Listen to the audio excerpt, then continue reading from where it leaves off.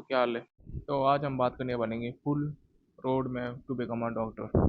तो चलो स्टार्ट करते हैं।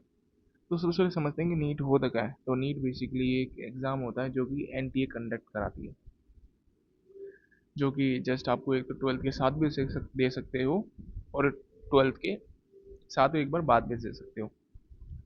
तो ये इसकी फुल फॉर्म है नीट यूजी की। यूजी बेसिकली एक अंडर ग्रेजुएट होता है, जो नॉर्मल सी भाषा में जैसे बैचलर्स मान लो, बेसिकली बैचलर्स अंडर ग्रेजुएट कहते हैं, हाँ हाई फाई में। National eligibility cum entrance test undergraduate, ये इसकी हो गई। ठीक है, तो सबसे पहले आपको सबसे पहले स्टेज देगा क्लास 10। जो क्लास 10 है ना, ये आपका कुछ कुछ कुछ चीज़ें हैं जो आपकी बहुत हेल्प करेगी।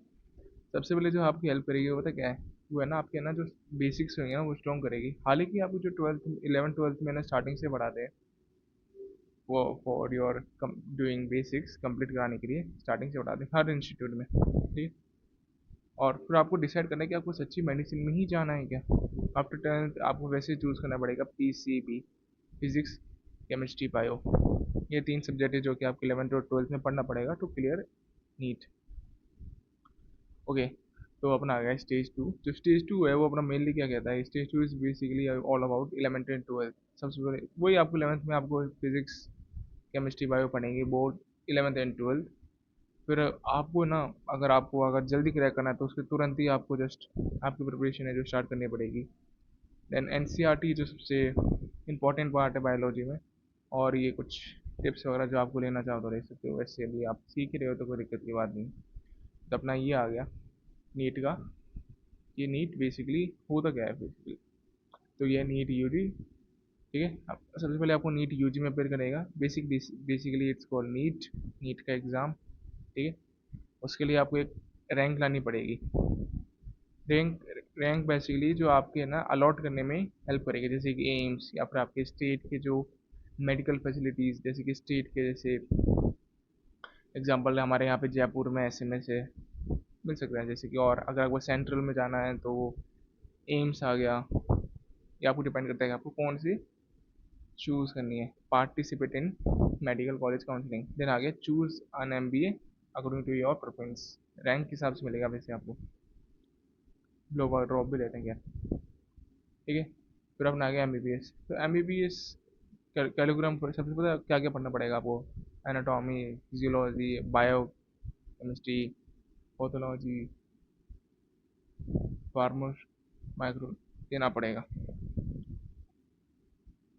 जो कि आपको एक जो क्लिनिकल एग्जामिनेशन है ना, वो आपको ये जो टॉपिक पढ़ने पे ही आएगा। अब जब भी उसको आपको जैसे एडमिशन हो गया, सपोज आपने नीट में एक अच्छी तरह एक रैंक ले ली और आपको एक एडमिशन हो गया, तो आपको ये सब्जेक्ट पढ़ने पड़ेंगे ट्वेल्थ उसके एमबीबीएस नीट क्लियर करने के बाद भी। ठीक है, फिर उसके बाद जैसे कि आपने पढ़ ली ना सब्जेक्ट वगैरह, तो आपकी इंटर्नशिप चालू होगी। इंटर्नशिप आपकी साथ में भी चलेगी, उसके बाद भी आपको करनी पड़ेगी। साथ में तो आपको इंटर्नशिप बेसिकली वो पढ़ाई होती है एक, लेकिन इंटर्नशिप भी मान सकते हो आप उसको। Compulsory internship complete the requirement internship gain supervision experience in different clinical departments. हाँ, देन आपको रजिस्टर करना पड़ेगा। बेसिकली आपको रजिस्टर करना पड़ेगा कि आप जो है ना, आपने ये पास कर लिया है, और आपको जो एक सेकेंड यहाँ पे होगा एक नहीं है, हाँ।